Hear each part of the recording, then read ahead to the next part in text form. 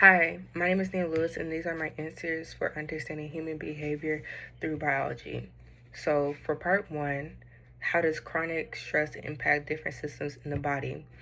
So, for that one, it's impacts it in different ways. So, pretty much, you know, um, stress activates your nervous system, and also known as kind of like fight or flight.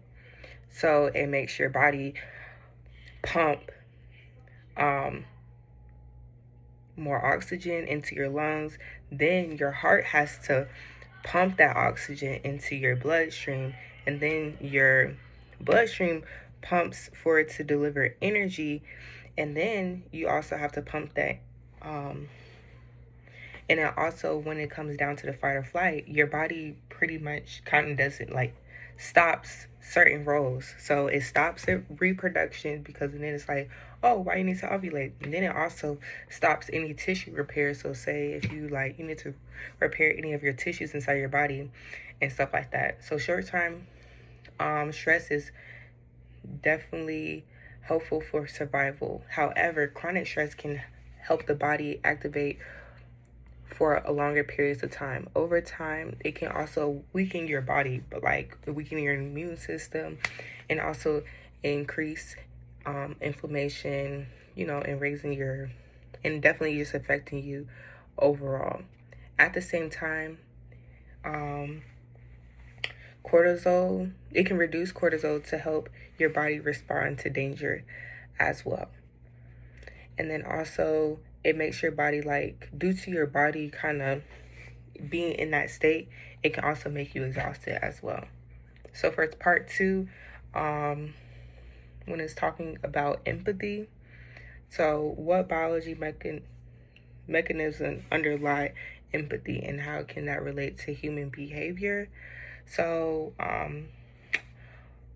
when watching the video, it pretty much was just talking about like how it's empathy is just not within humans. It's also shown inside of animals as well. So pretty much when it comes down to that, biologically, empathy is supported by the lymphatic system, and pretty much dealing with that, it helps with our emotional awareness. Also, minor neurons allows us to internally simulate what others are feeling, and those systems are promoted by bonding and and different stuff like that, because like animals can't really live on their own. They always live in packs and live with other of their same species. And in his like study, he was looking at if he rewards one animal, will the one animal be pleased by just getting his own reward, or will he be pleased if he can also get a reward for his his friend as well? And always the animals chose that in that aspect as well. For part three, when it's talking about hormones and the social behavior um, as well, and pretty much answer the question of how do hormones influence social behaviors and how do social behaviors influence hormones as well. So in Dr. Karkias, when she was talking about testosterone and stuff like that, it's not she was just talking about like the stigmas behind testosterone, and like what is really testosterone really kind of used for. So pretty much testosterone, it needs like receptors, and it's also, it has variables, so it's not always like consistent and stuff like that. So if you have high testosterone but you have low receptors, then it's kind of like the testosterone is kind of just like useless. But if you also have like a good amount of receptors for the testosterone, then the testosterone is able to work more definitely efficiently than it needs to as well. And testosterone, it does work in it doesn't do work in isolation, and also it does change social situations. So due to different social situations, it can definitely change as well. So typically increase in behavior can help a person gain or maintain status, within, social groups and stuff like that, hormones such as, like testosterone can influence activities in the brain, especially in areas of the prefrontal cortex. However, in relationships is bidirectional.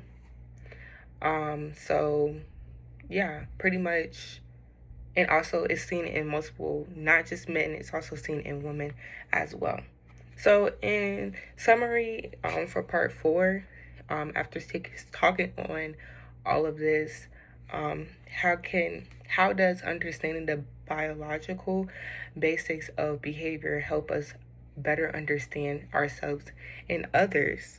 So pretty much it allows us to actually see, the basics, and also for us to be able to advance and build upon those, and for us not to kind of like go and figure stuff out on our own, when we can actually do studies and actually see like, zebras do the same thing, or, gorillas, do the same thing, and actually recognizing like the biological influence can increase compassion and also reduce judgment, like within different communities and also within as human nature. And biology does not fully control behavior, but it does strongly shape, how we think, how we feel, how we also, interact with others like humans and things of that nature. So, but stress, empathy, um, are definitely, influence the brain, and as well as hormones definitely influences us, from as well as like, social behaviors as well as, environmental. So, yeah.